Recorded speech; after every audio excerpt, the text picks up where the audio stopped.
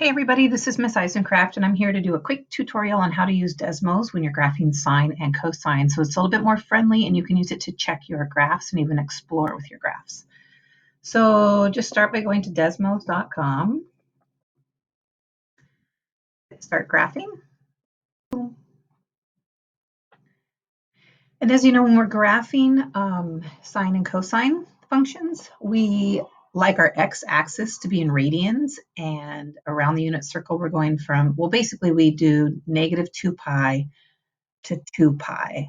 So to change your x-axis, you can hit the graph settings, the wrench up here, and the x-axis, you want it to be negative 2 pi.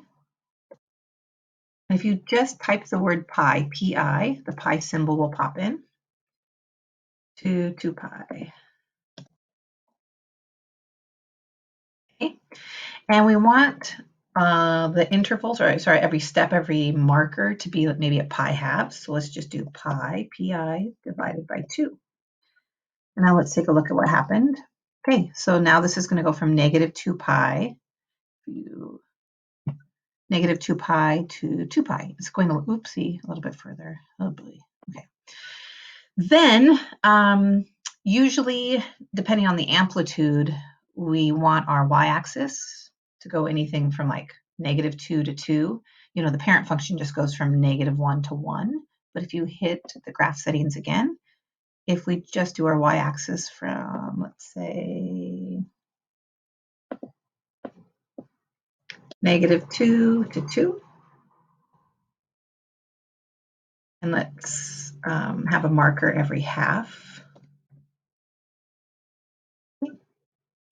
Now it's a little bit nicer to graph. I also don't often like the extra lines they give you, so you can remove them. I just hit graph settings again and hit minor guidelines. Grid lines, there we are. Okay. So if you're going to type in something like y equals the sine of x, you are going to see what the graph looks like. Let's say it got shifted up 1 plus 1. You also can do nice things like if you're exploring, okay, say the amplitude, starting at the amplitude, but the midline is at positive 1. You could type in y equals 1 and even hit the settings up here and make it a dashed line to kind of look at the amplitude to help you see the amplitude more clearly as it's measured from the midline.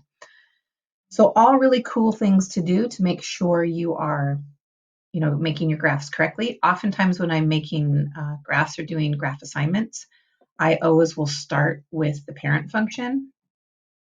And then you can even make this dashed, right? And then it's a little bit easier to say, okay, well, what happens? What does this 2 do in front? You can kind of see more clearly when they're both here. And doing it on paper can tend to be a little bit messy. But anyway, great little feature to have. Desmos is great, so don't be afraid to use it to check or explore while you're doing your sine and cosine graphs. All right.